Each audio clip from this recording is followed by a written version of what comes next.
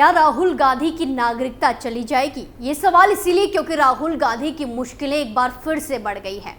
अभी तक चुनावों को लेकर राहुल गांधी टेंशन में थे, लेकिन अब नागरिकता जाने का डर भी राहुल गांधी को सताने लगा है। और ये डर पैदा करने वाला कोई और नहीं बल्कि कांग्रेस का पूर्व नेता ही है, जिसने राहुल गांधी को कोर्ट तक घसीटा है। नमस्कार, कैपिटल टीवी में आपका स्वागत है और मैं आपके साथ प्रिया बिस्ट।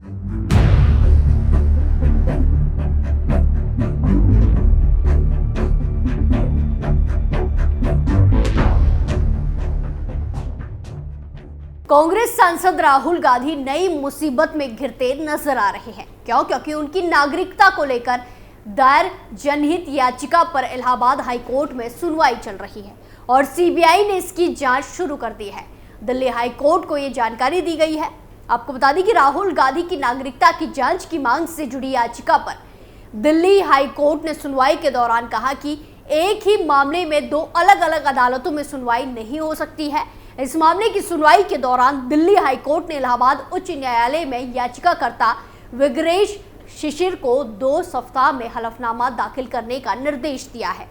इस मामले की सुनवाई के दौरान याचिकाकर्ता विग्नेश शिशिर ने कहा था कि इलाहाबाद हाई कोर्ट में मामले की सुनवाई एडवांस स्टेज पर है। केंद्र जांच एजेंसी सीबीआई से इस मामले की तफ्तीश के लिए खत लिखा गया था। दरअसल इलाहाबाद हाई कोर्ट में दाखिल याचिका में राहुल गांधी के खिलाफ एफआईआर दर्ज करने और संसद की सदस्यता रद्द करने की मांग की गई है। इस मामले में विदेश मंत्रालय ने इलाहाबाद हाई कोर्ट में सील कवर में एक रिपोर्ट दाखिल की है। 6 दिसंबर को अगली सुनवाई। राहुल गांधी की भारतीय नागरिकता मांग वाली याचिका पर दिल्ली हाई कोर्ट में 6 दिसंबर को अगली सुनवाई होगी। इस मामले में एक याचिकाकर्ता सुब्रमण्यम स्वामी भी है। दिल्ली हाई कोर्ट में इस मामले की सुनवाई के दौरान उनकी तरफ से कहा गया कि हमारी याचिका इलाहाबाद हाई कोर्ट में दाखिल याचिका से बिल्कुल अलग है। अभी सीबीआई जांच का कोई आदेश नहीं हुआ है। 29 अप्रैल साल 2019 को उन्होंने गृह मंत्रालय को एक पत्र लिखा था, लेकिन उसका कोई जवाब नहीं मिला था। क्या बोले सुब्रमण्यम स्वामी? सुब्रमण्यम स्वामी ने दोनों याचिकाकर्ताओं के बीच अंतर बताते हुए दलील दी कि शिशिर की याचिका में आपराधिक अभियोजन शुरू करने का आग्रह किया गया है, जबकि उनकी याचिका में केवल ये कहा गया है कि राहुल गांधी भारत के नागरिक नहीं बल्कि ब्रिटेन के नागरिक है। स्वामी ने कहा, ये मत कहिए कि अनुरोध एक जैसा है। ये साफ है कि वो राहुल 2 देशों के नागरिक नहीं हो सकते। हमने दस्तावेजों के जरिए इसे साबित कर दिया है, जिनमें वो ब्रिटेन के साथ साथ भारत का भी नागरिक होने का दावा करते हैं। इससे पहले इलाहाबाद हाईकोर्ट की लखनऊ बेंच ने केंद्र से पूछा था कि क्या इसने नागरिकता अधिनियम 1955 के तहत शिशिर की ओर से दायर अभिवेदन पर कोई निर्णय लिया है। शिशिर ने दावा किया कि उन्होंने राहुल गांधी के ब्रिटिश नागरिक होने की विस्तृत जांच की और कई नई जानकारी सामने आई। वहीं दूसरी तरफ स्वामी ने दावा किया कि कांग्रेस नेता ने भारतीय नागरिक होने के नाते संविधान के अनुच्छेद 9 का उल्लंघन किया, जिसे भारतीय नागरिकता अधिनियम के साथ पढ़ा जाए। स्वामी ने कहा कि उन्होंने मंत्रालय को कई अभिवेदन भेजे थे, लेकिन ना तो कोई कार्रवाई की गई और ना ही कोई सूचना मिली।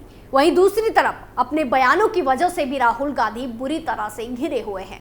योगी सरकार के मंत्री का पलटवार। एक तरफ राहुल गांधी पर नागरिकता जाने की तलवार लटकी हुई है, तो दूसरी तरफ नागपुर में कांग्रेस नेता और रायबरेली सांसद राहुल गांधी के एक बयान से उत्तर प्रदेश में सियासी हलचल बढ़ गई। राहुल गांधी ने नागपुर में एक कार्यक्रम में कहा था कि वो रायबरेली में सांसदों की एक बैठक में हिस्सा लेने पहुंचे थे और गलती से उन्होंने वहां मौजूद अधिकारियों से उनका नाम पूछ लिया। वहां जितने भी अधिकारी थे 1-2 समुदाय के ही थे। राहुल के इस व्यक्तित्व पर योगी सरकार के मंत्री दिनेश प्रताप सिंह ने पलटवार करते हुए उनके बयान को देश में अशांति फैलाने वाला बताया है। दिनेश प्रताप ने राहुल गांधी पर तंज कसते हुए कहा कि अच्छा होता कि सोनिया गांधी की तरह आप भी किसी से लिखवाकर ही बोलते, तो शायद आपकी अज्ञानता, अक्षमता और अयोग्यता छिप जाती। कहा 4 बार का सांसद ये ना जान पाया कि दिशा की बैठक जिले के विकास योजनाओं की निगरानी के लिए हर जिले में आयोजित की जाती है। ये सांसदों की बैठक नहीं होती। आपसे बेहतर तो रायबरेली का ग्राम प्रधान है, जिसे ये जानकारी है। उन्होंने कहा कि कांग्रेस नेता राहुल गांधी का बयान हास्यास्पद है। बैठक में राहुल गांधी ने किसी से परिचय नहीं लिया था, बल्कि सभी अफसरों ने खुद अपना नाम परिचय दिया था। उन्होंने कहा कि आपने यानी कि राहुल गांधी ने कहा कि बैठक में 80% लोग एक दो कम्युनिटी के थे, जबकि मेरे हिसाब से वहां हर कम्युनिटी की उपस्थिति थी। वैसे भी दिशा की बैठक सदस्यों को आपने अपने हस्ताक्षर से नियुक्त किया है। सपा के साथ पोस्टर वॉर में कांग्रेस की भी एंट्री। बटेंगे तो कटेंगे पर भाजपा और सपा के बीच चल रहे पोस्टर वॉर में कांग्रेस भी कूद गई है। कांग्रेस के नेता की ओर से सपा प्रदेश कार्यालय पर एक होर्डिंग लगाई गई। इस होर्डिंग में सपा अध्यक्ष अखिलेश यादव और कांग्रेस नेता राहुल गांधी की फोटो लगाई गई है। कांग्रेस नेता अजित कुमार मौर्य की तरफ से लिखा गया है कि ना बटेंगे ना कटेंगे, एक है और एक रहेंगे। बटेंगे तो गैस सिलेंडर 1200 रुपए में मिलेगा, एक होंगे तो 400 रुपए में मिलेगा। मुख्यमंत्री योगी आदित्यनाथ के बटेंगे तो कटेंगे बयान के बाद से इसे लेकर भाजपा और सपा के बीच वार पलटवार का दौर शुरू हो गया है। विक्रमादित्य मार्ग पर सपा प्रदेश कार्यालय के आसपास इससे जुड़े नारों के बैनर, पोस्टर और होर्डिंग लगातार लगाए जा रहे हैं। कांग्रेसी नेता अजित कुमार मौर्य की होर्डिंग के बगल में ही सपा प्रवक्ता अभिषेक वाजपेयी की भी इसी से जुड़ी एक होर्डिंग लगाई गई है। इसमें कहा गया है कि पीडीए की होगी जीत, एकता की होगी जीत। गंगा जमुना तहजीब को ना ही बटने देंगे, ना ही समाज को एकता को कटने देंगे। विधानसभा चुनाव को लेकर प्लान। इतना ही नहीं, नागरिकता जाने की टेंशन के बीच में राहुल गांधी विधानसभा चुनाव को झारखंड विधानसभा चुनाव के पहले चरण का प्रचार थमने में महज 3 दिन बचे हैं और कांग्रेस नेता राहुल गांधी इस अभियान में अब उतर रहे हैं। ईसाई बहुल सिमडेगा इलाके से राहुल गांधी कांग्रेस के चुनावी अभियान का शंखनाद करेंगे और उसके बाद लोहरदगा में दूसरी जनसभा संबोधित करेंगे। इस तरह शुक्रवार को राहुल अपनी 2 रैलियों के जरिए झारखंड में बीजेपी के गढ़ को भेदने और दक्षिण छोटा नागपुर बेल्ट की 15 विधानसभा सीटों को साधने का प्लान बना रहे हैं। बीजेपी की उम्मीद भी इस इलाके पर टिकी हुई है, जिसके चलते दोनों ही दलों के बीच शह मात का गेम खेला जा रहा है। झारखंड की दक्षिणी छोटा नागपुर प्रमंडल 5 जिलों रांची, खूंटी, गुमला, लोहरदगा और सिमडेगा में फैला हुआ है। इस प्रमंडल की राजनीति कभी एक तरफा नहीं होती है।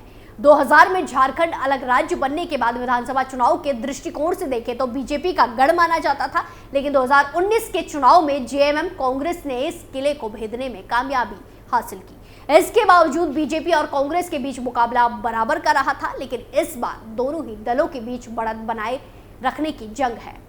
दक्षिणी छोटा नागपुर साधने का प्लान। कांग्रेस के पूर्व अध्यक्ष राहुल गांधी 8 नवंबर को जिस सिमडेगा और लोहरदगा में रैली के लिए उतरे हैं, ये दोनों ही जिले दक्षिण छोटा नागपुर इलाके में आते हैं। आदिवासी बहुल्य माने जाने वाले इस क्षेत्र की 15 विधानसभा सीटों में से 11 सीटें अनुसूचित जनजाति और 1 सीट कांके अनुसूचित जनजाति की आरक्षित है। इसके अलावा 3 सीटें रांची, हटिया और सिल्ली सीट सामान्य है। 2019 के विधानसभा चुनाव में दक्षिणी छोटा नागपुर क्षेत्र की 15 सीटों में कांग्रेस और जेएमएम गठबंधन ने 9 सीटें जीती थी, जिसमें 5 कांग्रेस और 4 जेएमएम ने जीती थी। बीजेपी ने 5 सीटों पर रोक दिया था। आज जसूर ने सिर्फ 1 सीट जीती थी। वहीं इस क्षेत्र में 2005 के चुनाव में बीजेपी ने 7, 2009 में 5 और 2014 में 8 सीटें जीतने की कामयाबी हासिल की थी, जबकि कांग्रेस को 2005 और 2009 में 3-3 सीटें मिली, लेकिन 2014 में एक भी सीट नहीं मिली। वहीं 2019 की बात की जाए तो विधानसभा चुनाव में ये पूरा खेल पलट गया और इस प्रमंडल में झामुमो कांग्रेस के गठबंधन ने तगड़ा झटका दिया था।